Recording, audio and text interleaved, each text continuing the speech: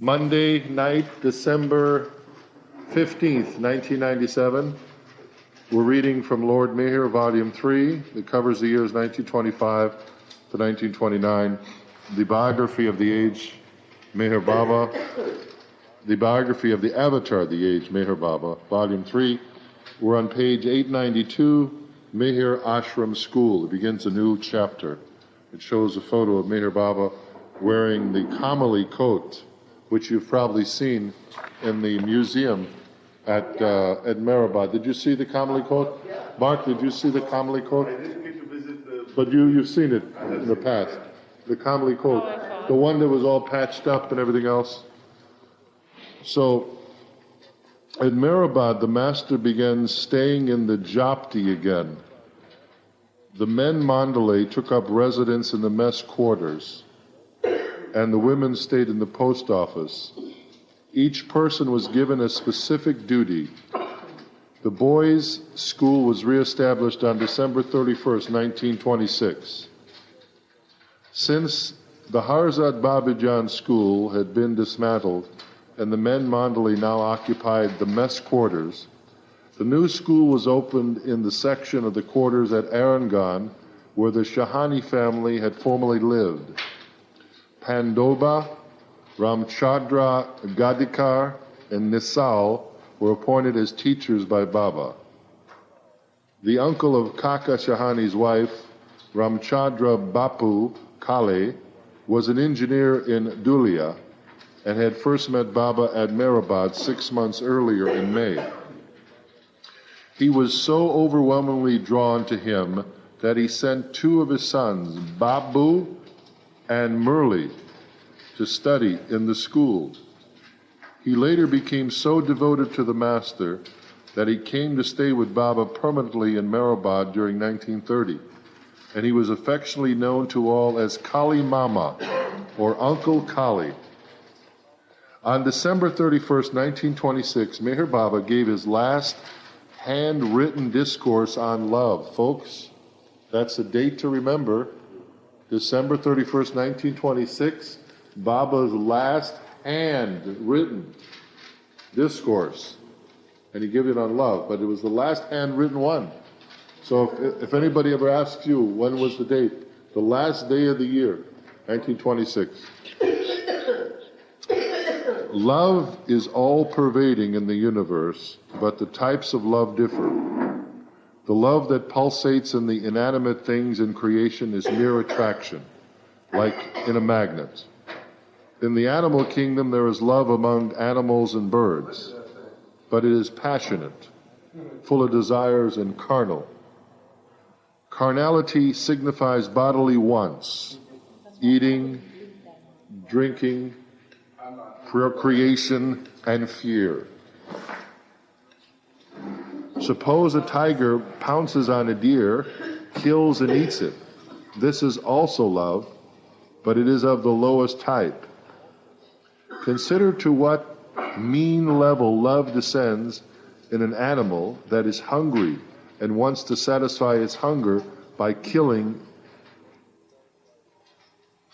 another innocent animal. And consider also to what length the lover, the tiger, haunts his beloved, the victim, the deer, by following it stealthily or stealthily. This is unbelievable, folks. Those are forms of love. Can you imagine that? When an animal stalks his prey, that is a form of love? Yes, he loves a lot of animals, especially cats. I know, our dog chases cats. So he... Union with it. Yeah, so that's amazing. In human beings, love also is sometimes passionate. If a person is hungry, he first thinks of a favorite dish. His mouth waters and he longs to eat it. Sounds like Kathy.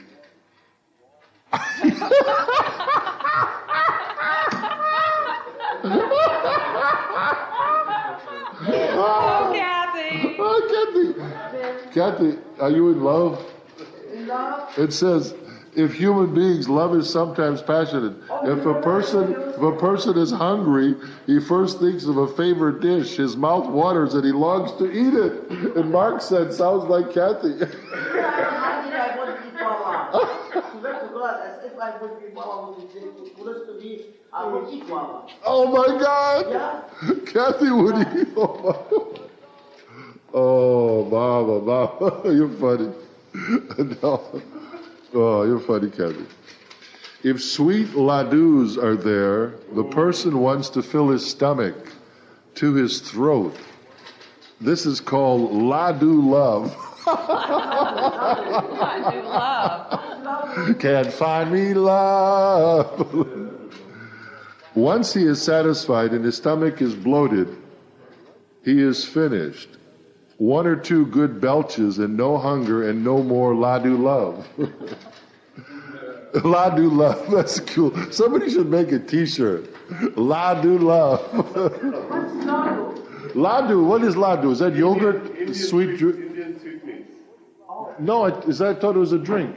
Indian sweetmeats. If sweet ladus are there, the person wants to fill his stomach to his throat. Oh, yes. So those are sweetmeats. So you've had those? Prasad, man. There you go. All kinds of prasad. You like? Oh, I love Indian sweetmeats. Have a seat, Kennedy. Enjoy it. She lost those letters. She's dying. Who? The She lost letters? letters that Mark brought her back. She can't find them. So Oh, she said, no. Kennedy, what are my letters? I'm not. She don't. I did my job by delivering it. I'm gonna try to. There are people who desire for name and fame or money surpasses their reason, so much that they lack hunger and sleep.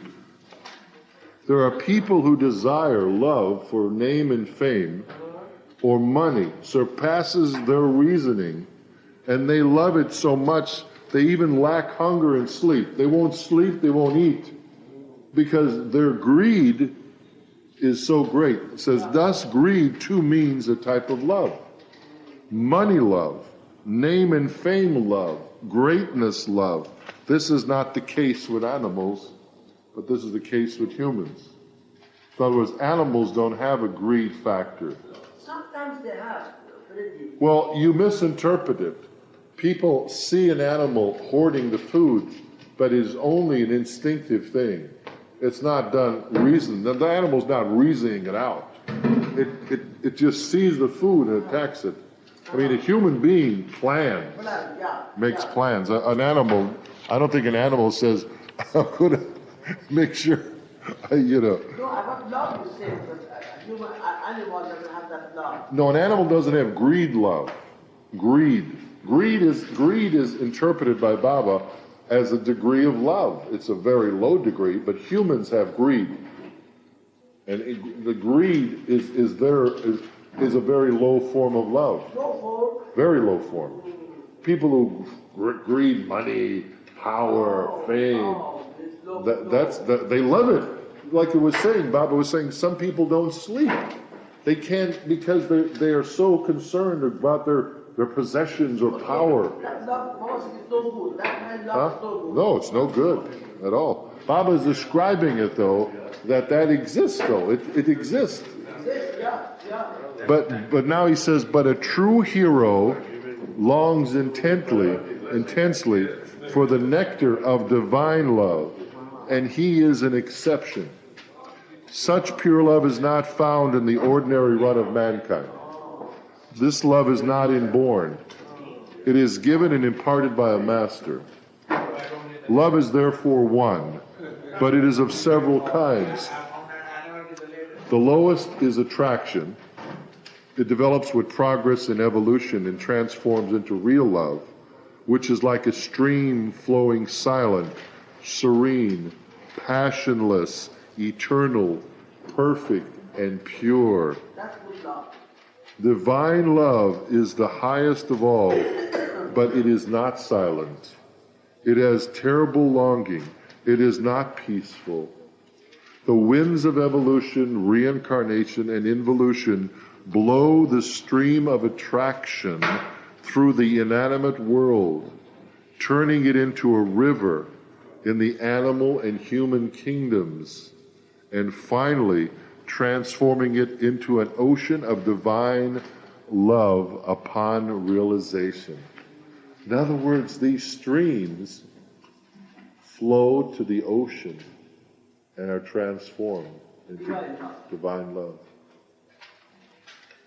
On Saturday, January 1st, 1927, a year and a half after the Master began his silence, he wrote this message: I intend to stop writing from tomorrow. It is not definite when I will resume writing or speaking. I may start again after some days, some months, or even some years. It all depends on Hazrat Babajan. Baba received many New Year's greeting cards, including one from a man in America named Joseph R. Nathan.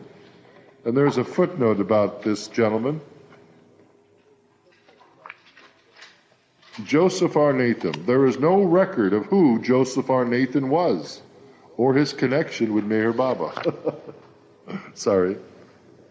Baba's advice to the mandali for the coming year was, you must all stick to the powerhouse. Hey, that's a good message for us. You must all stick to the powerhouse. That's a good t-shirt there, too. Yeah. In the evening, Baba asked, who is ready to keep watch at night? Many expressed their willingness, but Baba chose Masaji and Shankakarnath for this duty outside his Jhopdi. From the 2nd of January, 1927, Baba ceased writing completely and began conveying his thoughts and feelings through hand gestures from January 2nd, 1927, or by pointing to different English alphabet letters in the newspaper. Oh, he used the newspaper first. Before the alphabet board was built, he would take a newspaper and point to letters. Up to this time, because of Baba's animated nature, the mandali had almost forgotten that he was silent. But when Baba stopped writing, they became keenly aware of it once again. The Gujarati Arti was performed at 9 that evening. From then on, Baba gave permission for it to be sung every evening. He fasted and did not eat or drink anything the whole day. Abdul Rahman, nicknamed Barsop, came from Pune on January 3rd and caused a disturbance by trying to extract 5,000 rupees from Baba. Barsop even claimed that Babajan had sent him for this purpose. Seated on the veranda for hours, Baba patiently explained his position on money to him, but Barsop would not listen. Baba then directed the mandali to deal with him, and he went inside the hall of the mess quarters. When Barsop tried to follow, the mandali prevented him. Unreconciled to the master's apparent indifference to his monetary needs, he strode off angrily and sat under a tree. Inside the hall, Baba discussed his concern about Barsop with the mandali. Chuggan, who had been appointed Baba's orderly the previous day, had neglected to remove the slate, chalk, and other writing materials besides Baba's chair, which he should have done according to Baba's order the previous day. Suddenly, Baba scribbled something on the slate. Moments later, he reminded Chuggan that he had decided to stop writing and was furious with him for having forgotten to remove the writing materials. He then stormed out of the hall and locked himself into Jhopdi, remaining there the rest of the day. When Meher Baba began keeping silence, it was generally thought that eventually he would make a mistake and some words would escape from his lips. But this had not happened even once. Yet within 2 days of his ceasing to write, there was a slip on his part because of the disturbing confrontation with Barsop and Chuggan's negligence. Sitting alone for some time, Barsop realized his folly and sent word to Baba to forgive him. Baba called him to the Jhopdi and forgave him, presenting him with 100 rupees. However, he informed Barsop that from then on he would have no connection with him and that he should not come to see him. The following day, January 4th, While explaining about creation, Baba quoted the couplet, "I am that which began out of me, world and man." He added these poetic lines, "It is I who began it all. From me, God, man, and the whole world sprung forth." Baba then composed this poem, "Life on my sources first drifted and swam. Out of me all the forces that save it or damn. Out of me men and women and birds and beasts. Before God was I. Beside and above me, nowhere is there to go. Love or unlove me, unknow me or know. I am that which unloves me and loves. I am that which is stricken, and I am the blow."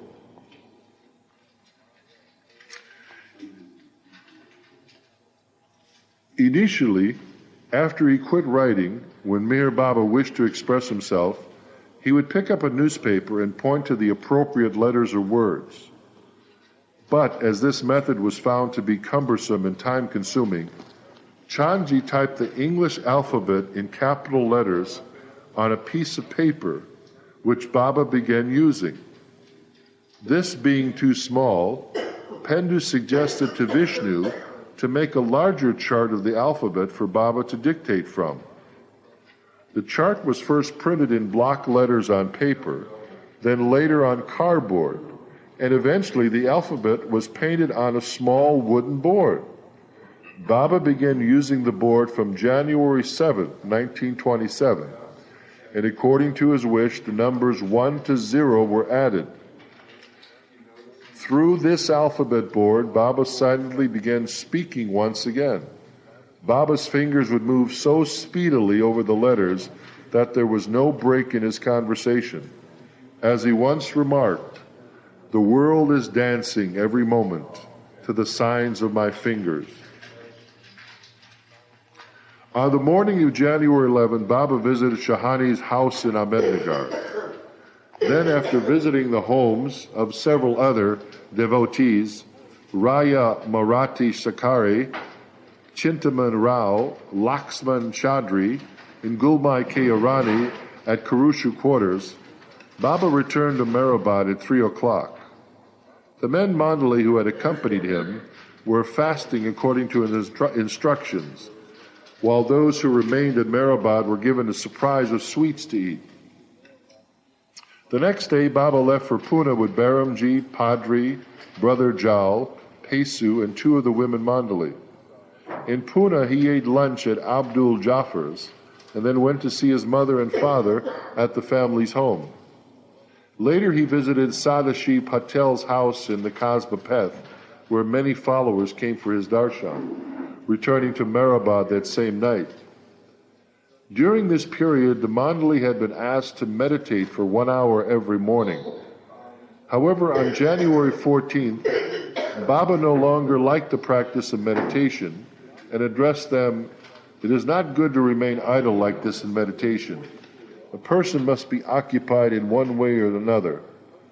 Baba invited suggestions about the type of work they should do, but no recommendations were brought up.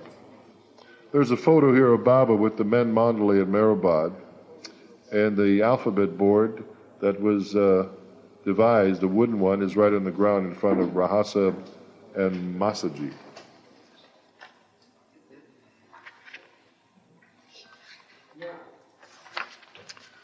Since no one recommended any work, he ordered all the mandali to meditate for 3 hours each morning. Hearing this, Pendu blurted out, "Baba, even to meditate for 1 hour is very difficult for me. How will I be able to do it for 3 hours?" This reply annoyed Baba, but after further discussion, the order was rescinded. In mid-January, Dahaki moved back to Meherabad and began staying with the mandali. Although he still harbored doubts about Meher Baba's divine stature, 3 events to leave a deep impression on him occurred. One day, Baba found a chati, an earthen pot for drinking water, uncovered. He made all stand in a line and angrily asked them, "Why did you break my order? Who will be responsible when worms are found in the water? What will happen if one of the children dies from drinking our water?"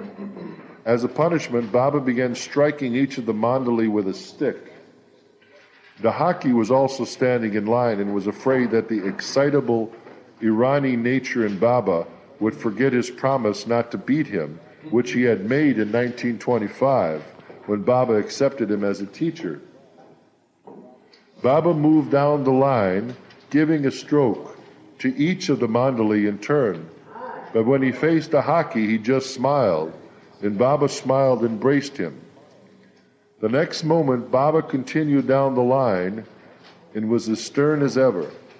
Dahaki thought to himself, "Baba is after all Baba, master. No one else could display such a blissful smile in the middle of a tirade." I'll take over. They said here Baba as Iranian promises. He said some Iranian promise. If they forget the promises, Baba said that. No, what happened was he promised that he would never strike this man ever. And he thought that perhaps that now that he was in a different position, Baba would not have remembered it. Yeah. Okay, Daki witnessed another event which impressed him. A Hindu from Kerala came for Baba's darshan and related, "I have come from Benares on a pilgrimage, and due to unfortunate circumstances, I am now penniless. According to my religion, I have to provide a feast to the Brahmins as soon as my pilgrimage ends. Last night, as I lay on the Ahmednagar railway platform, I was worrying over this problem. I fell asleep and God appeared in my dreams and directed me to go to Meherabad ASHRAM, where Meher Baba would fulfill my needs. I woke up elated, and for this reason, I have humbly come to you today, begging you to contribute towards fulfilling my religious responsibilities." Baba slyly replied, "What you say is true. It is obligatory to feed the Brahmins after a pilgrimage in accordance with the tenets of Hinduism. But last night I too saw God in my dream, and he told me that today a lying rogue would come trying to extract money and deceive me. He instructed that I should not pay him a penny, but beat him and send him running." Oh, no. Is that what Baba did? Hearing this, the man was dumbfounded and knew he had been caught in his deception. Although Baba was not touching money since adopting his silence, he nevertheless called Bimramji and had told him the man and had him hand the man some rupee notes. Taking the money, the man was about to depart when Baba sternly reminded him, "Remember, God loves honesty. Nothing is hidden from God." Meanwhile, Daki wondered why Baba had given the man money when he knew he was dishonest. Baba explained, "The man knew I was aware of his deception, and he will always remember what happened here today. He will never forget that Meher Baba gave him money despite seeing through him. Why did I do it? So the next time he tries to swindle someone, he will remember me, desist, and improved." The wisdom of the master's action touched Daki deeply. Baba then conveyed to the mandali in poignant fashion, "All are one, and this oneness is completely indivisible. If you love me as I should be loved, I will make you experience that oneness." Afterward, the mandali took Baba's darshan, bending down and touching his feet. Daki was hesitant to bow to an Arani, believing that there could be no benefit to it. But then he thought, what harm is there in taking Baba's darshan? With these conflicting thoughts, he slowly approached Baba. As soon as Baba looked up at him, Daki burst into tears. All doubts were forgotten, and he fell at Baba's feet. Baba signaled the mandali to help Daki stand up. Afterward, Daki wondered how his skeptical mind had changed how he had become so convinced of the divinity of Meher Baba. After Baba's return to Meherabad, the regular public darshan programs on Sunday and Thursday began again, drawing huge crowds. The darshan programs were highlighted with the singing of bhajans and kirtans by Baal Sahib and others. Amidst the singing and excitement, the master's silence was an evident force. It may well be said that the sounds of the universe quieted on Meher Baba's silence, while the echo of the divine song was louder than ever, uplifting those who heard it into a state of ecstasy. While dictating some information to Nursiwan Sutta during a mass darshan on January 16th, Baba suddenly indicated, "I have to dig a pit 3 to 4 feet deep tomorrow." Baba quickly changed the subject and began relating other matters. So Nushiwan and the others did not follow the meaning of his remark. But the next day, an old Muslim named Wazir died at Meherabad, and then was the meaning of Baba's words revealed. The last rites for the Muslim were performed in Baba's presence. The body was washed and covered with Baba's own sheet, and Baba helped shoulder the bier and carry it to the grave. As the body was lowered, Baba asked Kareem to recite namaz prayers. On January 20th, Baba warned the men mandali, "I am extremely perturbed at your attitude and with your manner of doing things. I do not wish to keep anyone near me. It is better if you all go back to your homes. I am not going to force anyone to be with me. I'll go where I like and be quite happy to remain alone." Baba fixed the date and time for everyone's departure. The mandali were nervous and frightened, and they finally sought Baba's pardon for any indiscretion on their part, pleading with him to allow them to remain. He accepted their plea on the following conditions.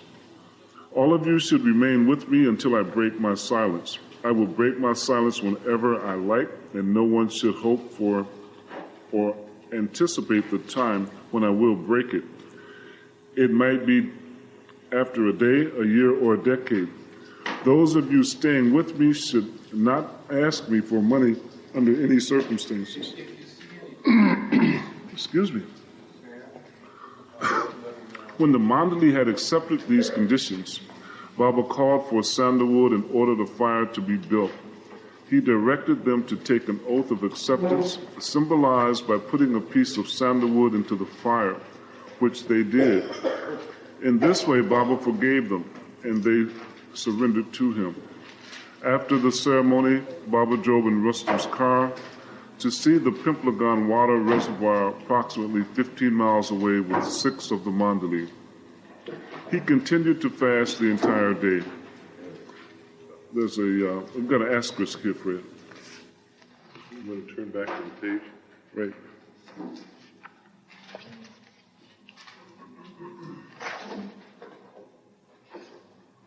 Okay. For further explanation of the Sufi description of the stages of the path, refer to the book God Speaks. Pages 249 to 250. I think we'll go ahead. Is that okay? Okay. So people who are listening can get the book out. Right. Okay. We should hire teachers. He concluded, "I am happy with the mandali's decision to stay with me, and it is sufficient that they are kept away from the 2 greatest temptations of Maya, lust for women and wealth." Did you hear that? The 2 greatest temptations in Maya, according to Baba, lustful women and wealth. Well, that's why Baba lovers are, that's why Baba lovers are heading to wealth.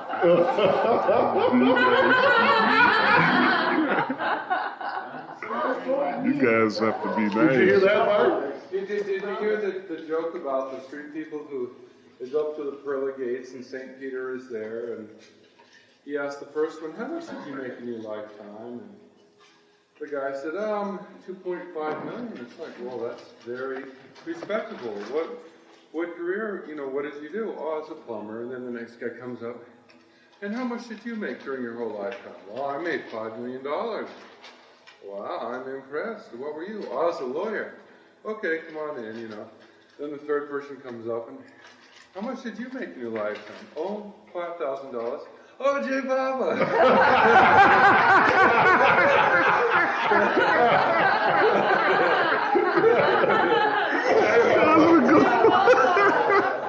That's a good one for J. Baba. J. Baba.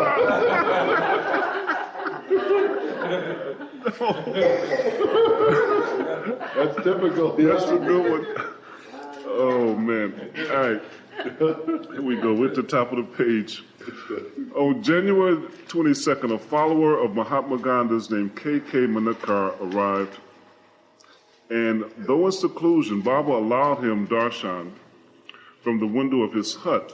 Within moments of seeing Baba's face, Manakar said that he was merged in the light of God shining forth from that window. From this inner experience, he became convinced of Meher Baba's divinity. Got a footnote here. What was that again? The two sins?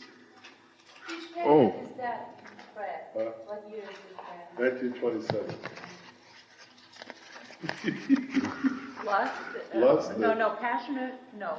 Wait a minute. Well, Kenny will read it over when he gets his footnote done. Right.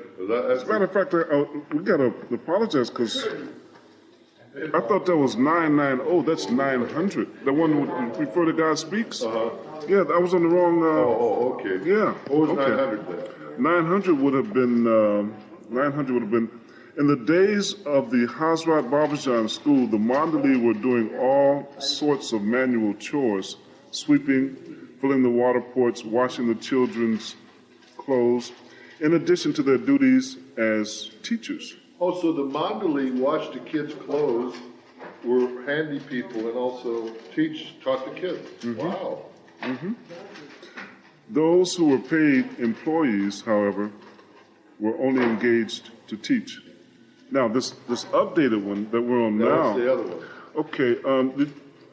Okay, okay. That would have been Kalemama of Dhulia was instrumental in contacting and urging K.K. Manakar to have Meher Baba's darshan. That's it. And what was that last statement you said about the... That's a short paragraph, so I'll read it. Up there, yeah. He concluded, I am happy with the Mandali's decision to stay with me, and it is sufficient that they are kept away from the two greatest temptations of Maya, lust for women and wealth. Did you hear that, guys?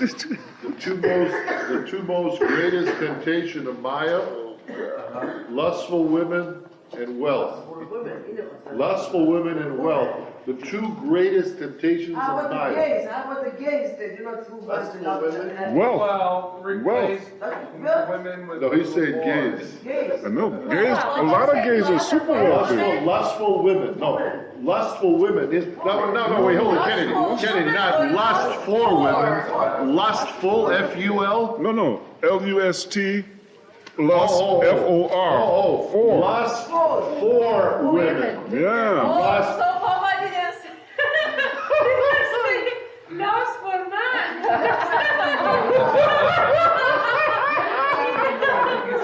He didn't say lust for You guys, I don't know. Papa knows women don't do lust for men. That's right.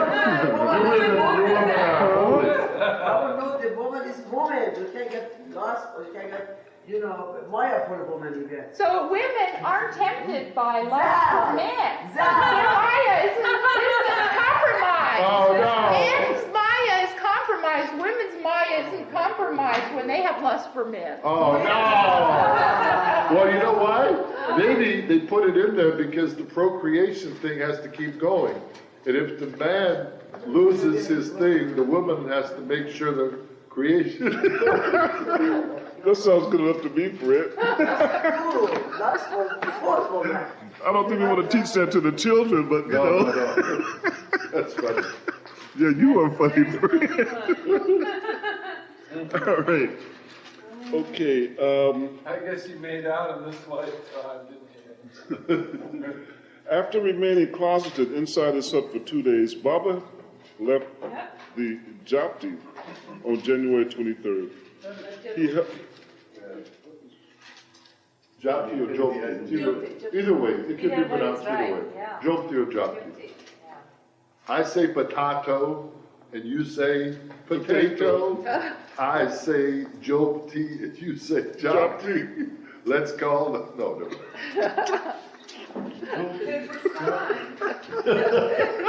You're kind of a stranger under here. Oh, Fred. Well, it's a fun time here. Is that a fun time? Fun time in the old house tonight. Are we in the Christmas spirit? It's the Christmas lights are Oh, on. it's so Okay. beautiful.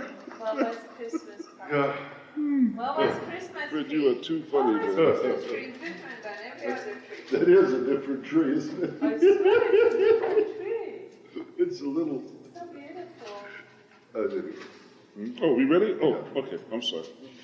After remaining closeted inside his hut for 2 days, Baba left the Jhopdi on January 23rd. Say it. Sorry. You are bad. Okay. You are bad, Well, Fred. that's cool. I like that. All right, thank you. All right, he held a meeting and touched on the subjects of the school, hospital, and dispensary, concluding now these projects will be done on a permanent basis. In the school, there will be 150 resident students for whom boarding arrangements will have to be provided. Excuse me. When someone mentioned the scarcity of water in Meherabad, Baba commented, "Don't worry about it. I promise you will have ample water." Then a discussion ensued about obtaining the government's approval for opening a school. The mandali felt that even if they secured official consent, Baba's purpose would not be served, as the method of teaching required by law would be different from what he intended. Excuse me. Baba directed them to investigate, all the legal regulations and red tape. And Baba, I don't know how to time with this sentence. It's a funny thing. Baba directed them to investigate all the legal regulations and red tape and proceed accordingly in order to fulfill all the government's requirements. The next day, Pandoba's brother prepared a construction plan for the school building, which Baba examined minutely. Meanwhile, Rustam arranged for the digging of a new well. On the morning of January 25th, while discussing plans about the new school, the topic of Indian Army troops being sent to China by the British government was mentioned. Meher Baba predicted, sending the Indian Army to fight in a foreign war is a bad policy on the part of the British government. If it continues to do such things, it will lose prestige all over the world. If these frictions and hostilities do not cease here and a reconciliation arrived at, the British will be the greatest sufferers, losing everything. When did he say that? Wow, did you hear that, Mark? This is pretty powerful. Baba said the British government, who was occupying India, This is pretty powerful. was sending the Indian troops who were under their order to fight in a battle? Yeah, he sent them to China. Sent them to China, and Baba said that was a mistake. Was that the Opium Wars? I don't know. It was the late 20s. Could have been. Yeah. But I the think point of it wars is, were before that. the point of it is, Baba said it'd be a great mistake to the British to send the Indian troops there, that it eventually could lead to them losing everything. Yeah. Which, what happened in 48? In World War II. They lost No, it's 48. The Indian, Gandhi, Well, 47. 47, People think, they took over, the Indians run the British out. So wait a minute, Fred, he wasn't even finished. All right, we'll start at the top. On the morning of January 25th, while discussing plans about the new school, the topic of Indian troops being sent to China by the British government was mentioned. Meher Baba predicted, Sending the Indian Army to fight in a foreign war is a bad policy on the part of the British government. If it continues to do such things, it will lose its prestige all over the world. If these frictions and hostilities do not cease here and reconciliation arrive at, the British will be the greatest sufferers, losing everything, even their own honor and empire throughout the world. Wow. Their underhanded games and diplomatic policies have made almost the whole world their enemy, and they will have to suffer for the injustices they have done to many people and countries with their political diplomacy. The Chinese being against the British, however, is really the doing of the Russians. Russia is sitting quietly, but it is sticking the end of a pen into China and exciting it. Wow. It's Papa was interesting. political in those early years. Yeah, he knew a lot about, well, he knew. It was always political. I always felt. Okay. Okay. When someone pointed out the possibility of the Meherabad property being taken over in the event of war, Baba replied, "Don't worry over it. Raise a new school building. I guarantee to undertake the responsibility that no one comes here. I'll tell the British I won't go. Let us see what they do." He added, "Sai Baba was the king of perfect masters, but I am the master of perfect masters." When Sai Baba was smoking a chillum pipe while sitting in Shirdi, he was in fact controlling the First World War. No one knew this. Similarly, I am here talking with you, but I control the whole universe and everything existing in it while sitting here.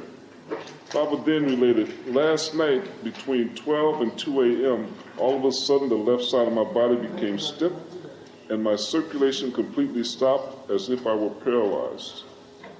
With difficulty, I managed to call Mansaji, and he and Kakushu massaged my body, prepared tea, and gave me other remedies for 2 hours.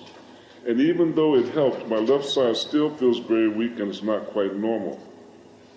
A Zoroastrian priest named Dr. Kiyobad died in Ahmednagar.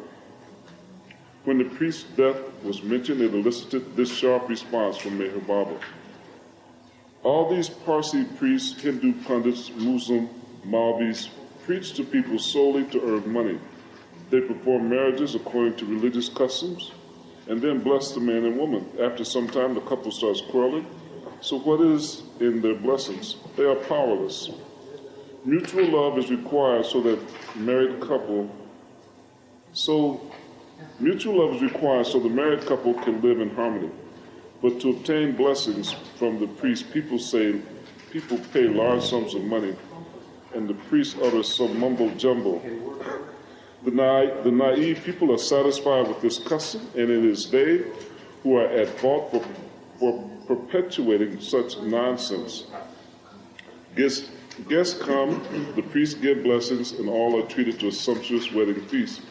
But within a short time, strife rears its head between the blessed wedded couple. What sort of tamasha, sham, is this? The priests establish rites and rituals in the name of religion to line their pockets, and the real essence of the religion is wiped out. The school was open for a half day only on Hazrat Babajan's birthday, January 28th. The teacher Pandoba forgot to explain the significance of the ancient woman's birthday to the students. Consequently, none of the boys turned up in the evening for its celebration. Baba was furious and ordered the specially prepared meal to be thrown away. When his order was reluctantly carried out, Baba distributed bread to the mandali and directed them to eat it with water. After a short while, Baba remembered Arjun and sadly remarked, just before every function, Arjun would labor all night on the arrangements. He always took interest in his work to keep everything ready. When Baba's melancholic mood disappeared, he distributed sweets to the mandali while phonograph records of music were played. In late January, Manawar Manjiwala came for darshan with his children. His wife had recently died and he was greatly bereaved. Baba advised him, get married again. You will have a handsome and lucky son. But why hurry and worry about a wife? Being married and leading a family life are not binding. It is the mind which needs to be stilled in all situations. It is very easy to talk of being free of the family, but very difficult to renounce the world. This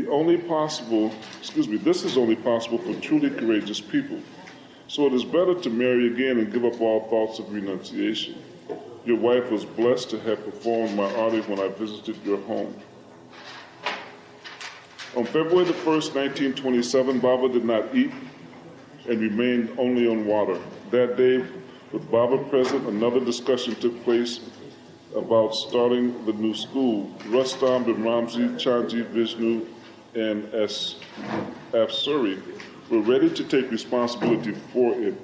The expenses for its reestablishment were debated, and all agreed that it should be started soon, without wasting any unnecessary money erecting a permanent structure. Pindu then asked if Rustam would agree with this plan, since he was in favor of constructing a large building. Baba smiled and began tossing a rubber ball against the wall, at first softly and then more forcefully. Excuse me. He explained, the ball will rebound to you with as much force as with which it is thrown. The wall is firm, stationary, and inactive, doing nothing. And in that respect, it is like a Sadguru. It is for you to determine what force you use to throw the ball against the wall so that when it rebounds, it may be caught. In the same way, before doing anything or taking any action, you should first determine what force you should use in doing it. You should ascertain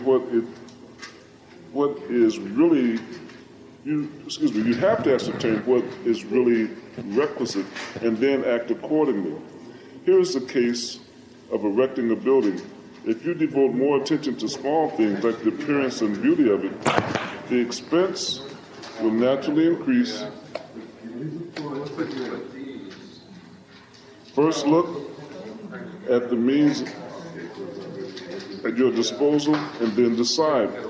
If you become taken by making the building comfortable and fancy, spending more than you have, it will come around your neck.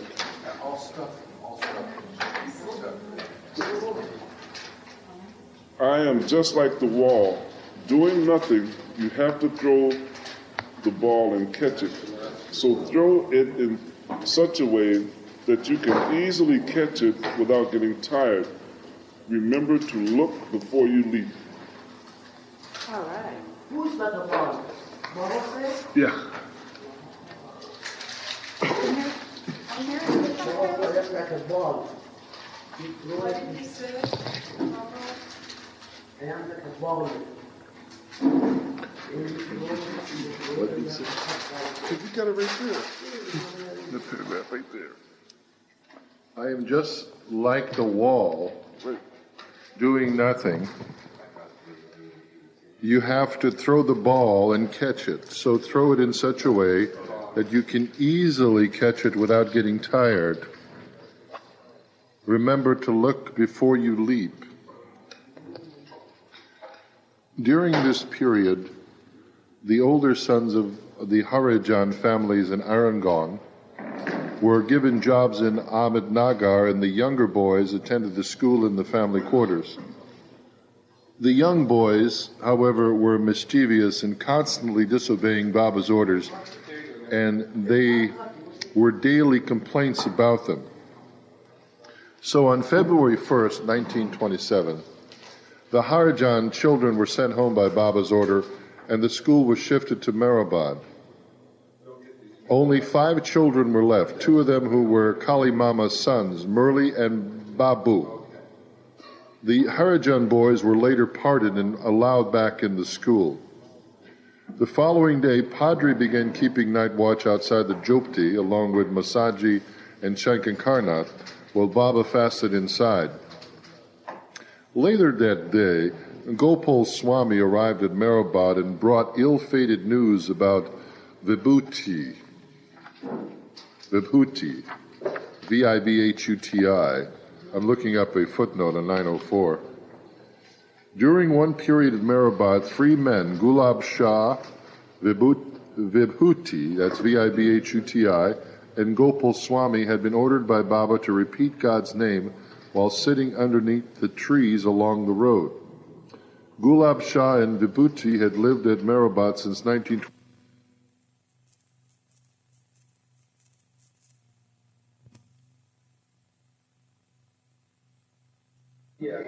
Gulab Shah and Vibhuti had lived in Meherabad since 1925, and Gopal Swami had been there since the beginning of 1926.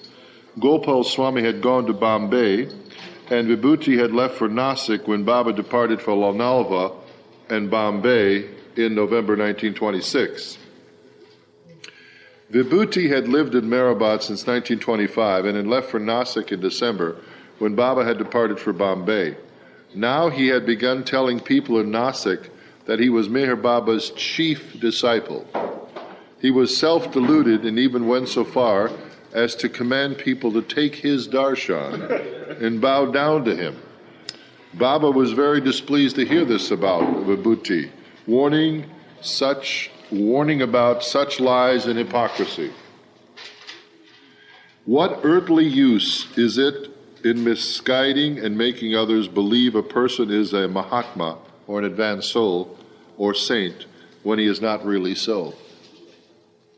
To be a master, a person has to be one with God. He must be realized. From the spiritual standpoint, it is a great sin and a crime to make people believe one to be a guru or a spiritual teacher or a master when one has no experience. This is misleading people and the worst possible fraud. So that's a good lesson for many of us in the West. Never asked you to take my darshan.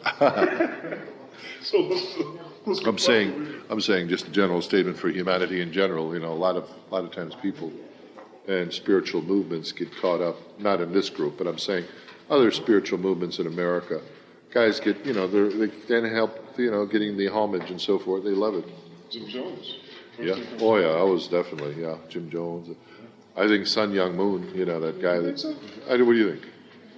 To me, he seems pretty legit. Really? Simply because he brings together other people of different religious backgrounds. If he had all his guys around, I'd agree with you, but he brings in Christians, Muslims, I understand, he brings in people from other religions. Oh, he does, huh? That's what I heard, yeah. Well, maybe I should research it more. No, that's just what I heard. Oh, yeah. Anyway, a person should first be one with God and experience divinity. Then it is appropriate to be called a master. But to do so without experience is so great a sin that it is unimaginable. By such acts, a person is never able to realize the truth, and however intense his desire for realization, it remains unfulfilled. Such acts isolate a person from his master's sight, and his grace is then never acquired. On the contrary, he invites the master's wrath upon himself, which in the end proves terrible for him. Such people should be cut to pieces.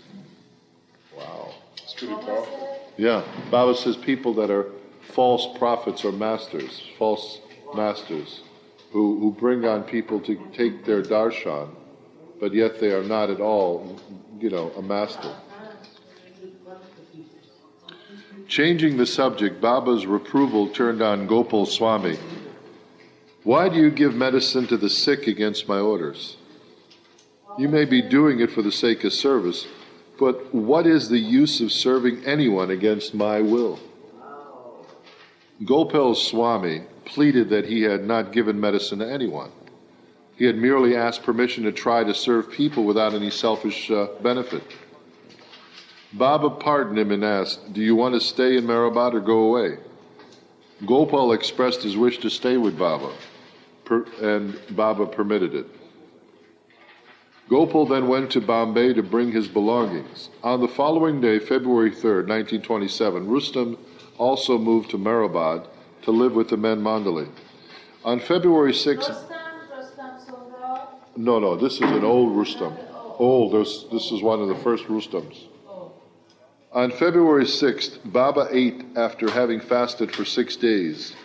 He had previously planned with Nisawan Sata Baba to... was fasting for 6 days. Yeah, that was a minor fast. Minor. He's fasted as much as weeks, I think a month. 6 months. 6 months on tea. 6 months on tea and coffee once. You could do? I wish. I can't do. I just got this book today on apple cider vinegar fasting. I'm going to read it. I bought a bottle of apple cider vinegar. Anyway. 3 years ago that. You did? 3 years ago. Did it help? Swear to God, yes. Really? Yes, yeah. Wow. It's difficult to drink it. 6 months I did that, I just got away. But now after that I was drinking through up. I couldn't drink. Ooh! Yeah, You didn't have any more. what were you taking? Apple cider vinegar fast. Will you ever touch it again? Will you ever do it again? Would you do it again? No, would you? Yeah, I will do it again. Yeah? Yeah. How long How did you fast do it? on it? I bought apple cider vinegar today, honey. 12 years ago. Last no. No. Just describe Baba was on a fast for 6 days and we started talking about fasting. I drink through up, I couldn't get it more. 6 months. On February 6, Baba ate after having fasted for 6 days. He had previously planned with Nusawan Sata to establish a high school. Nusawan arrived with a sample of the advertisement for the school to be printed in different journals and newspapers. Baba read the ad and corrected it. In discussing the enrollment policy, Baba stated that the parents should understand that only those children who were firmly prepared to remain in school until the completion of the course would be allowed admission. The obligatory course might last from 2 years to 7 years. In order to derive the fullest benefit of being in the master's company, it was considered inadvisable to allow the children to return home except in cases of emergency. Priority in the curriculum was to be given to the teaching of spiritual subjects. Baba dictated, the school should enable the children to enter the spiritual path and have the benefit of my company, thereby improving their morality and conduct in life. Wow. Wouldn't that have been a wonderful school to go? The next day, Baba declared, the teachers of the new school will not be paid. They will work for food and clothing. The mandali objected, claiming that it would be impossible to find qualified teachers who had an inclination toward renunciation. So it was settled that at first the teachers would be paid, and gradually selfless persons who were seeking truth should be found who would be willing to teach without wages. Wow. Rustam then expressed his point of view. This charitable spiritual school will create a good impression on people, and Baba's name will spread far and wide. Many persons will be found who are ready to serve the cause of spirituality. But how can we create faith in them that Meher Baba is a perfect master, God in human form? For this, Baba himself should work internally. Otherwise, it will be very difficult to find good teachers. Baba seemed to accept Rustam's view as he nodded in approval and agreed to hiring teachers. Baba's wish was to keep the children and teachers at Meherabad for their spiritual benefit. It was his intention that the teachers should not come for the sake of money, because those persons who only work for money would not be serving with all their heart. Oh, that's very interesting. Wow. So can you repeat that again? Yeah. Baba's wish to keep the children and teachers at Meherabad for their spiritual benefit. It was his intention that the teachers should not come for the sake of money, because those persons who only work for money would not be serving with all their heart. Oh, that's very I said that to important. church, to everyone, to church, I said that too. This could be right for our daily job as well. Of course, it applies here too. I mean, that's why I think when you hire people to do work, you have to pay outsiders. But when you're working with Baba lovers, volunteers, their heart should be what is doing the work, not We are here at night, we have heart's coming. Yeah, you could, yeah, exactly. See that watch TV and eat on time. Gigi, I don't babysit. I granny sit. Hey, that's what she said. Oh, I know. Granny sit. You little baby. Google.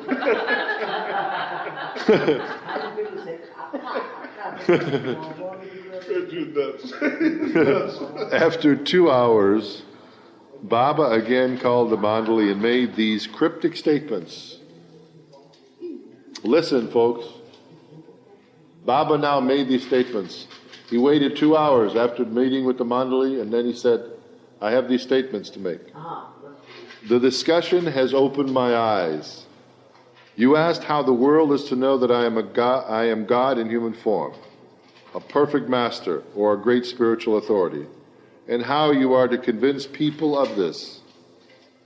Hearing this, I now find that neither am I God nor a perfect master, which up to now I have been claiming to be. Baba said, wow. I was doing it only with the view to make people believe in me. I am an ordinary man. Baba said, wow. Those who have been harboring hopes of spiritual advancement or expecting benediction have now nothing of the sort to gain from me. When I myself have not experienced God, how could I make others have His darshan? Baba said that. So those of you who want to stay with me should stay on your own accord, with the conviction and clear understanding that you will gain nothing from my hands. I hereby withdraw all the agreements, oral promises, and sacred oaths I have taken from you, and make you free of all restraint imposed on you by me. Still, if any of you wish to be with me, it should be with the knowledge that I am not God, but merely a friend. And in that case, you should not have the slightest expectation of any spiritual or material benefit from me. You will only get food and clothing and nothing else. Baba said, who are saying, Baba said, Oh, let him go. Let him go. Baba said this mandali. Who is it? He's sending it to the mandali. Here, give that to him later, please. Wow. But you know how the mandali's got some of those here. You will only get food and clothing and nothing else. But by staying with me, you will have to act in strict accordance with my orders.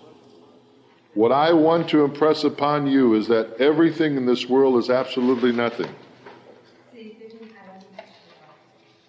is two of the same flyer and dress. But by staying with me, you will have to act in strict accordance with my orders. What I want to impress upon you is that everything in this world is absolutely nothing. It is all unreal. It is only a dream, an illusion. I have known and experienced this much, and there is nothing beyond. I do not wish to say anything about God, so I will only keep a few suitable people around me and keep them away from worldly attachments such as lust, greed, and anger.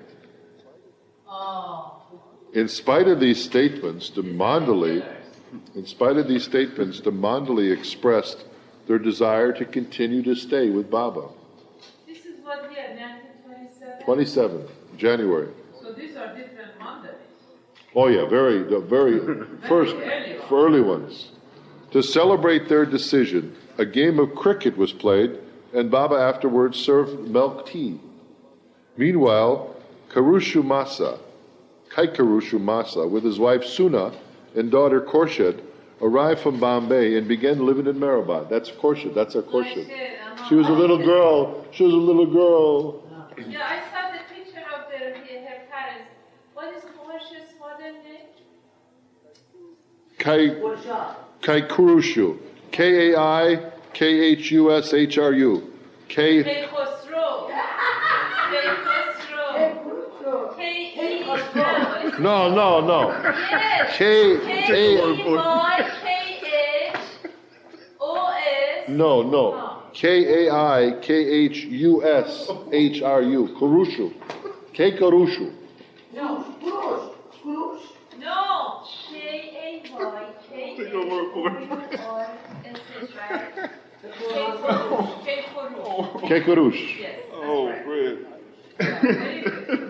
No, you did very Freddy, they are all Zoroastrian name. Iranian, Iranian, Zoroastrian. Ah. Zoroastrian. Yeah, it's not the Muslim people's name. It's Zoroastrian. Zoroastrian. Zoroastrian name. Isn't it so? All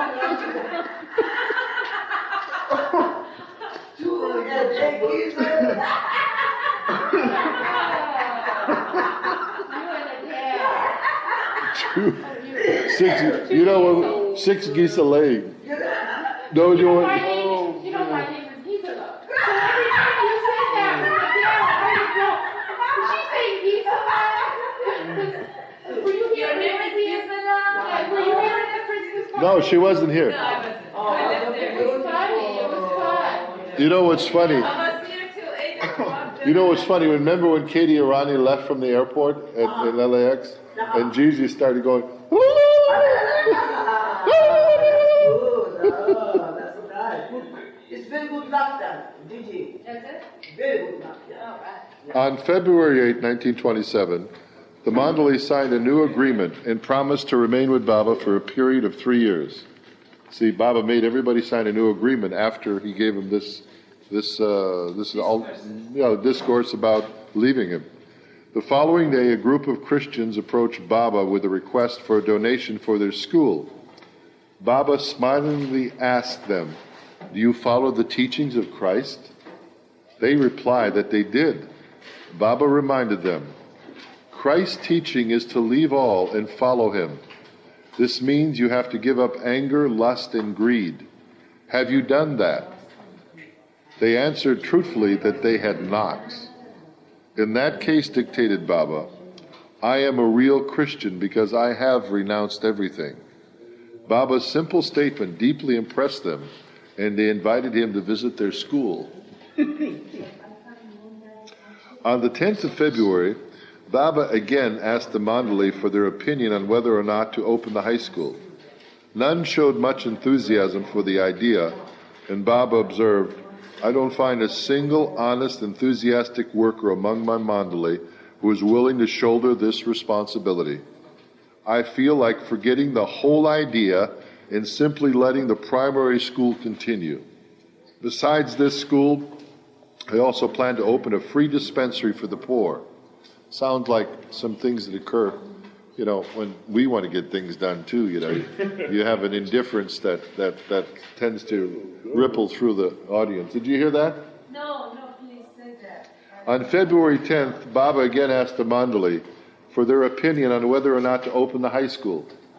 None showed much enthusiasm for the idea, and Baba observed, "I don't find a single honest, enthusiastic worker among my Mandali who is willing to shoulder this responsibility." Doesn't it sound like sometimes things we have getting done? I feel. Baba says it to us too. Yeah, but he said this to his Mandali. Be more enthusiastic. He says, "I feel like forgetting the whole idea of the high school and simply letting the primary school continue. And besides this school, I plan to open a free dispensary for the poor." The fact was then that the Mandali were not enthusiastic about the prospect of opening up another school, whether it be a high school or anything. They had been shocked when the Hazrat Babajan School was suddenly torn down and felt that if the newly proposed school came into being, it too would eventually be demolished. So for this reason, they remained disinterested. At 5:30 in the morning on February 11th, Baba set out on foot with the Mandali for Akolnar to attend the wedding of Chuggan's sister-in-law, Sumati. When it was time to start, Baba directed Chuggan, "You walk ahead and I lead. I will follow you." But Chuggan refused. Baba warned him, "Remember, be cautious. Beware, do not be dragged away by Maya's flood." Baba then addressed the Mandali as a whole. There is not a single real man among you. It is difficult to be a hero. Baba said to his mandali, there is not a single real man among you.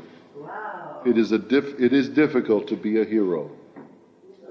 In other words, nobody had courage to come forth.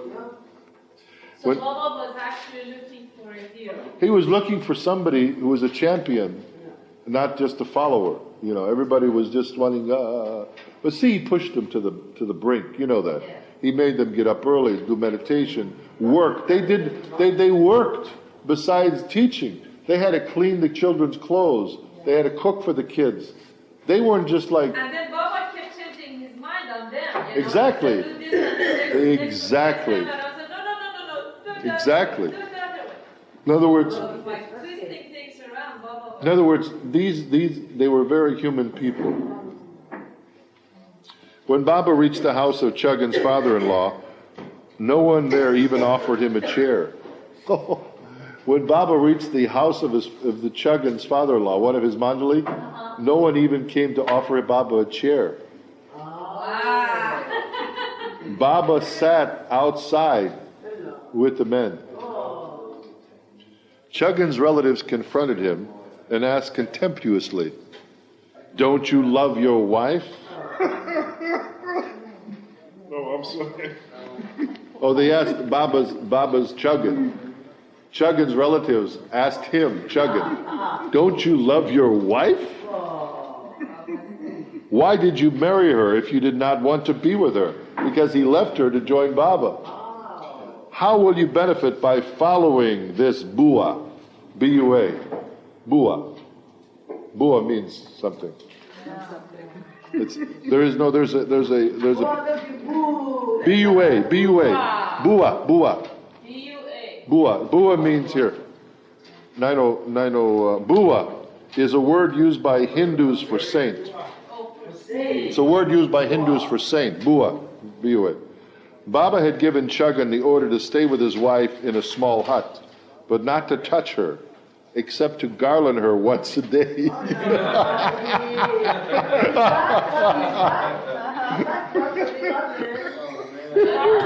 said not to touch it, just garland. Yeah, don't touch her physically. See, Baba, We'll start tomorrow, Fred. All right. We're trying to get the flowers out here. Baba emphasizing so much on this physical connection. It's amazing. It's amazing how much emphasis. The only thing is, though, you have to You understand. know, I was there. Someone said every time that you get married, you actually add up 7 lifetimes. What? Every time that you get married, you develop enough karmic connection that you add up 7 more lifetimes. Wow. So you should get married often? No, not married. The more you get married, the more you go. Oh, the opposite. The opposite, The right? opposite. Oh. Well, Mama, I figure I have many more than 7 lifetimes to go. Wow. Yeah, it's very interesting, you know.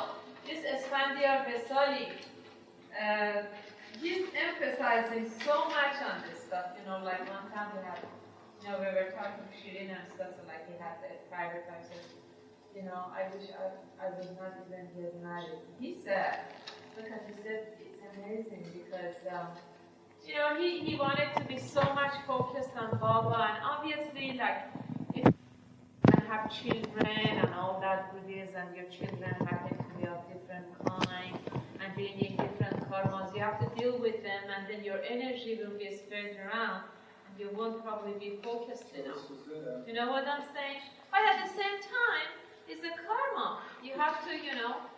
Well, the only thing is, You gotta be gay, right? You gotta be gay, right? I mean, well, what choice do you have? well, can I tell you though, you have to No, remember. not to be gay. Baba never said to be gay. Well, the point of this, folks. But not everybody Baba has always that. said to develop a divine love, even between Well, but folks, marriage, you know. but you have to remember, we all go through gay lives. Yeah. We all are gay. We all are gay one time or another. We have been, or we will be. No. No. You may have been gay. You may have been gay before, or you may be gay in the future.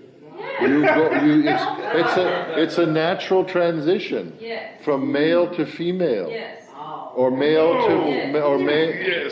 Yes, it is. In other words, wait, look. If you're going to become man the next life, you may start liking women because your psyche is preparing for the next birth. If you're man going to become woman, you then start liking men because you are developing psyche So when for you men. are married to, you prepare yourself for next lifetime? Yes, Oh, how do you know? You just get a psychic. I heard a psychic describe this. The Sufis up in the Bay Area had a tape of a psychic. She don't believe it, and I don't believe it either. Well, it's something. It's a transition. He's right. No, he's not. That's the best explanation that ever has been There's a done better one for about- gay people. No, the only thing is the only thing I just want to tell what Kennedy. I like to qualify something with Kennedy. Yeah, they played a Sufi. They played a Sufi tape. It wasn't by a Sufi. It was by a psychic. But you know one thing I want to mention about this to qualify this statement I made is I think possibly though when you enter the spiritual path, your births may not be in the same. That's right. The same what they call regular sequence of order. Right. You may be spared from going through that experience to where you may be born into There's a little bit of that in God Speaks. yeah. But what I'm starting to think though, with the amount of very, very spiritual gay people in the Baba community, I really feel that it's just a natural succession of lifetimes, and that we put too much damn emphasis on it. We do. That really, in essence, it's just a natural thing in life. And I think that no, I think society.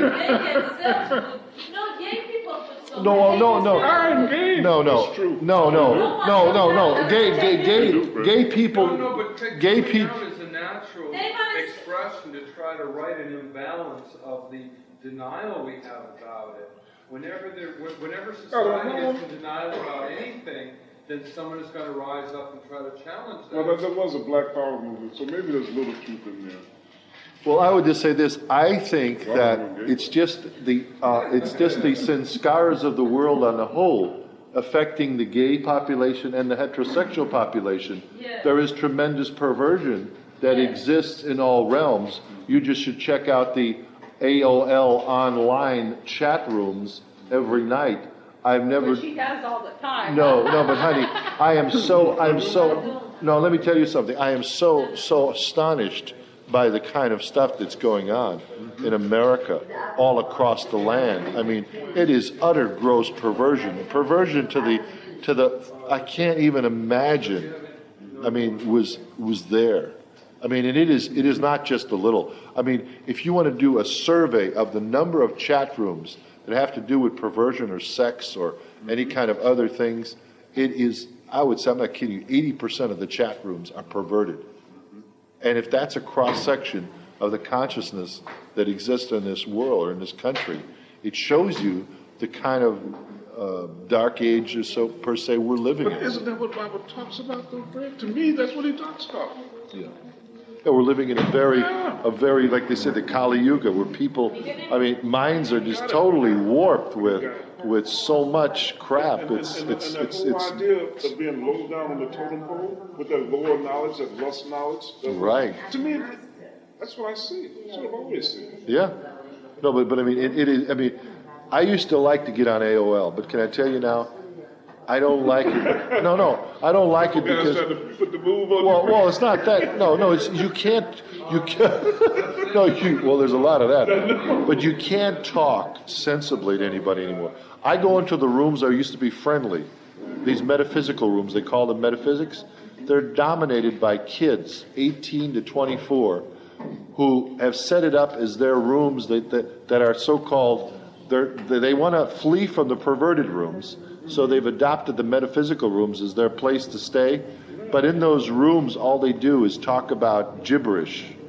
And when you want to get heavy with them about some spiritual subject, they go, hey man, like, what book are you reading from, man? Like, we don't understand anything you're saying. Like I mentioned, do you believe in the 7 planes of consciousness? 747, 767. They were mentioning plane numbers. And they made fun of me. And they make fun of me I mentioned reincarnation. The guy says, I was a monkey. I was a squirrel, And when you talk about reincarnation, the success of human births, they don't believe that. Well, you seriously were. Yeah, but what I'm trying to say is, it's so disheartening to me because I seek some people to talk to on there, and I can't anymore. And I'm getting to the point to where I don't even care about it anymore. The Baba listserv is the only thing I read now. They're very few people the way we was 25 years ago. They are few and far between. Where they are, I have no idea. I know they're around. So what you're saying, you're saying previously, maybe 25, another generation behind us, or a generation ago, there was people that were more receptive to this stuff. Of course. Now they're not. Think about it, Fred. In 1969, think about how many people were receptive to the ideas we're talking about today. Oh, anybody you could talk to. I used to talk to the man in the street about meditation, reincarnation, and they would listen to you. Now you talk about those things and people laugh at you. But people are still interested. But where are they? I don't know. They've all grown up, I guess. They're old. I don't think so. I think that they are so embarrassed and that they are so ashamed of being embarrassed that they repress it. So in other words, what you're saying, they're latent in their innate feeling is to recognize it, but they don't know how to let that out. They want to save face, so they don't admit it. Exactly. I think it's rampant. I think it's rampant. Anyway, let me continue on here. We'll continue on, and then we'll finish up here in 10 minutes. Baba had given Chuggin the order to stay with his wife in a small hut, but not to touch her except to garland her for once a day. We're back on that. His wife Shanta. His wife was Shanta. Shanta, beautiful name. S-H-A-N-T-A. Is that Persian for ugly? Shanta, beautiful name. Chantel. No, we have a Chantel. Well, her name is Shanta. His wife Shanta had been staying with her parents for several days before the marriage, and her father Trimbak Badiv found out about this order and was upset. He was upset that my daughter can't even touch her husband, only be garlanded by her. As soon as Badiv saw Baba arrive, he began abusing him terribly. Who? The guy? The father of Shanta. The one that's Badvi. in Garland every day. Badvi. In other words, the father was so upset that his daughter was not being given the proper attention. He said, abusing Baba terribly. No saint has ever given such an order. How dare you separate a husband from wife? You are not a saint, you are bogus. Such harsh accusations were frequently voiced by others at the wedding reception. Oh boy, this got to be quite a... Baba ignored them and responded with a silent smile. When the ceremony was over, Baba indicated that he wished to leave, and none of the people even folded their hands to him when he left. Nobody gave him namas. My God. What is mama? Namas, namaste. Namaz. Yeah, no, you know how people say, in reverence. No one did this. They looked at him. They looked at Baba like he was a stranger. Weirdo, yeah. Chuggin remained behind with his in-laws. Poor guy in a state. On the way to Meherabad, reflecting on Badvi's, B-A-D-V-E, Badvi's rude behavior, Baba commented, "To us Sadgurus, these taunting words are the chirping of sparrows and nothing more."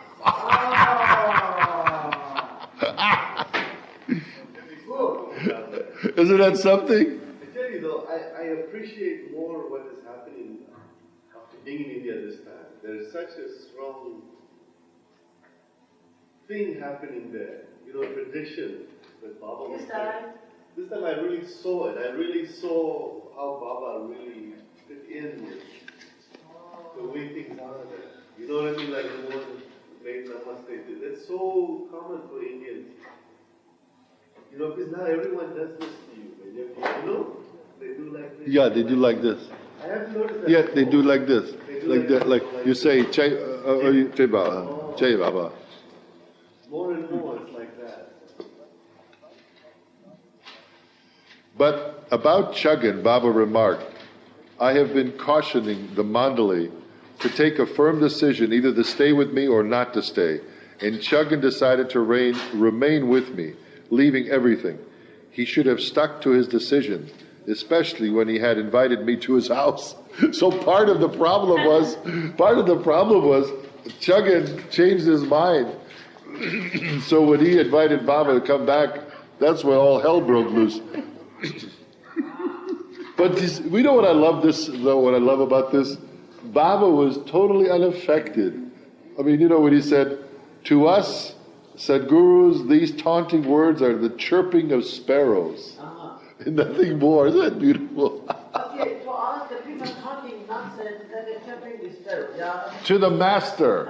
In other words, if you were abused by people, you're no good, you'd get angry. Right. Baba smiled, and then when he left, he told his mandali and he said to his mandali, to us, these people are like the chirping of sparrows. You follow me? Garland. J Baba. God said J Baba. J Baba. Yeah, but what? Did you hear what Baba said? No touching, nothing, just put on.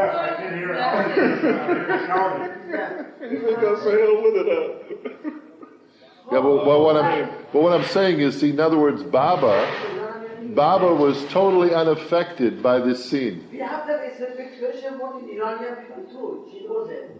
That somebody talk, you don't want attention, just you talk just like I think that bird is singing or something like that. That's what he would come saying, Or dog is between barking. Very bad with the people. They say we talk, but I think dog is barking.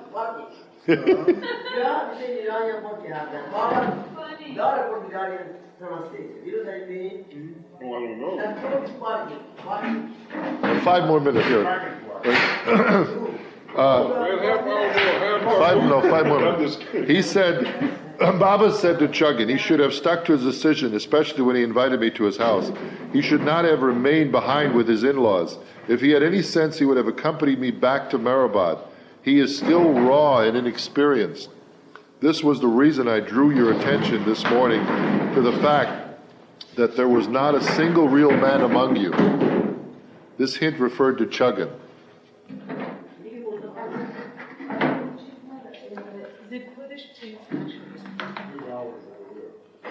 Baba then commented about the inner path. This is very important. I'll finish with this last paragraph. The path to God is not a bed of roses. The path to God is not a bed of roses, meaning it's not easy. Moreover, it is exceptionally hard. Look at your own shadow. It seems so near you, but try to catch it in your own hands. The more you try, the further away it goes. You can follow it until doomsday, but it won't come within your grasp, your shadow. God is not only attached to you, but within you. But though he is near you, you cannot see him, much less catch him. And there's some prose here by Bauji. So near, yet so queer, so distant, so hard, so inaccessible is God. Then Baba said, know that to see or realize God is actual death. I say again, know that to see or realize God is actually death. Death in the real sense of the word. That is Ego. When your self goes, when you no longer are there, you have no God. See, when your ego is gone, you're God. But you're consciously. Well, that's the end of the meeting. Thank you very much. Avata Meher Baba Ki Jai. And we end on page 908. Jai Baba. Testing on two. yeah. Jai Baba. Avata Meher Baba Ki Jai. Jai Baba, everybody. It is Lord Meher night. And tonight is December 22nd. Yeah. A couple days from Christmas. We won't meet next week. Next week we won't meet. I asked him to they said, yeah. And then I was, mixing Yeah. up. Yeah. We won't meet next week. We'll meet the January 5th. Okay. Because between Christmas and New Year's, Okay. So, let's see where we are here. Turn it down a bit. We're on page 908, and Baba is at Meherabad, and he begins.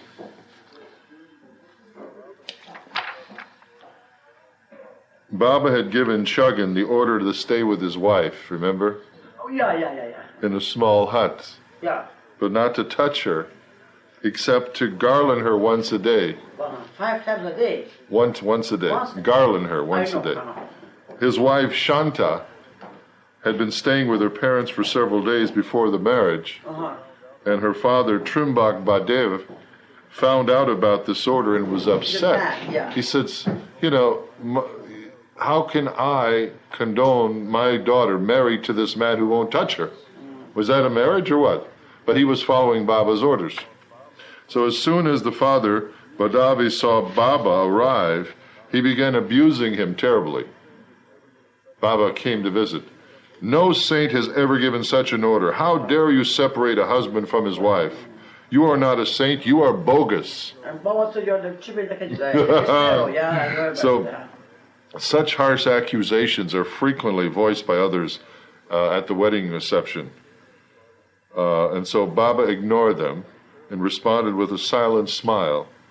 When the ceremony was over, Baba indicated that he wished to leave, and none of the people even folded their hands in namaste. They didn't even do that to him when he left.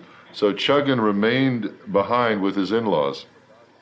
So on the way back to Meherabad, reflecting on Badavi's rude behavior, Baba commented, "To us Sadgurus, these taunting words are like the chirping of sparrows and nothing more." But about Chuggan, he remarked, "I have been cautioning the mandali to take a firm decision, either to stay with me or not to stay. And Chuggan decided to remain with me, leaving everything. He should have stuck to his decision, especially when he had invited me to his house. He should not remain behind with his in-laws. If he had any sense, he would have accompanied me back to Meherabad. He is still raw and inexperienced. This was the reason I drew your attention this morning to the fact that there was not a single real man among you." The hint referred to Chuggan. Baba then commented about the inner path. "The path to God is not a bed of roses. Moreover, it is exceptionally hard. Look at your own shadow. It seems so near, but try to catch it in your own hands. The more you try, the further away it goes. You can follow it until doomsday, but it won't come within your grasp. God is not only attached to you, but within you. But though he is near you, you cannot see him, much less catch him. So near, yet so queer, so distant, so hard, so inaccessible is God. Know that to see or realize God is actually death. Death in the real sense of the word." Baba then turned to Daki and asked about their tea and breakfast, since they were not offered anything to eat at the wedding reception. Daki said he knew one man who lived nearby and hurried to his home. The man had Meher Baba's photograph in his house and was delighted to have the rare opportunity to personally serve the master. Baba blessed his home with his presence, and all enjoyed a hearty breakfast before returning to Meherabad. Baba was pained at Chuggin's behavior and observed, "I will have to take back the lost sheep." He sent Vishnu to a Kolner with the message of that after eating, Chuggin should return to Meherabad. Baba remarked to the mandali, "Chuggin is a very loving and sincere fellow, and up to now he has pleased me and induced me to give him a push, but his behavior today is disappointing." Baba arranged for Shanta, which is Chuggin's wife, to stay at Meherabad, and sent a message to Chuggin's in-laws that after 10 days Chuggin would be coming to take his wife to the ashram. That same evening at 7 o'clock, Baba proceeded to Ahmednagar to attend Ramchandra Gadekar's wedding. Baba had been waiting for Chuggin, who had not yet returned from Akolner. But as it was getting late, he left with the mandali for the wedding, where he was received with the greatest reverence. So now he goes to a different wedding, different people, and they treat him, oh, wonderful. Kanhoba Rao was overwhelmed with happiness. The guest rushed to the master for his darshan, and leaving the marriage ceremony, which had already started. Baba was covered with garlands of flowers, and the guests shed tears of joy. Most of those invited... Chicken was there too with Baba? No. Chuggin had not come yet. This is another wedding. Most of those invited were from the lowly cobbler caste, and they were deeply moved to have such an illustrious guest. Isn't this funny? The day before, he's at a wedding where the people are indifferent to Baba. They abuse him. Remember last week? Chuggin's wife Shanta? And they abused him. Now he goes to a wedding the next day, and he's greeted like a king with garlands and flowers. The opposites. Baba was just showing in the world. That's why Baba would, when his mandali were having questions about him and saying, "We don't want to obey you," he says, "Okay, don't obey me. I'm not God then. If you don't take me as God, forget it. Don't believe me. Leave me. Now I'll give you an opportunity. You want to stay or leave?" And they said, "Oh, what should we do?" Because Baba knew who he was. And in the world, we go through our hot and cold spells. We act reverent to somebody, then we act rude. Irreverent to somebody. Irreverent. You know?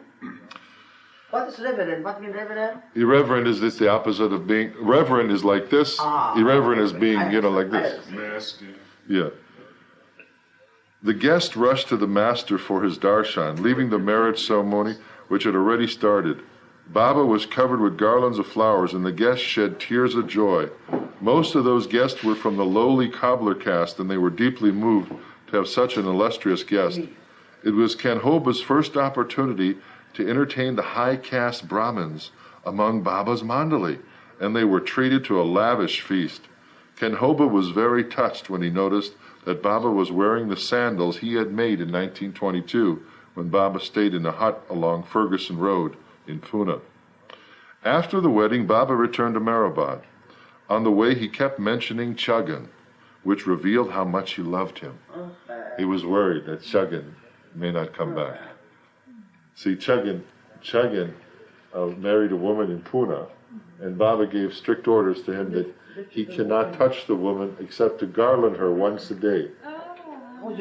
So he lived with her, but he only garlanded her with flowers, but he couldn't kiss anything.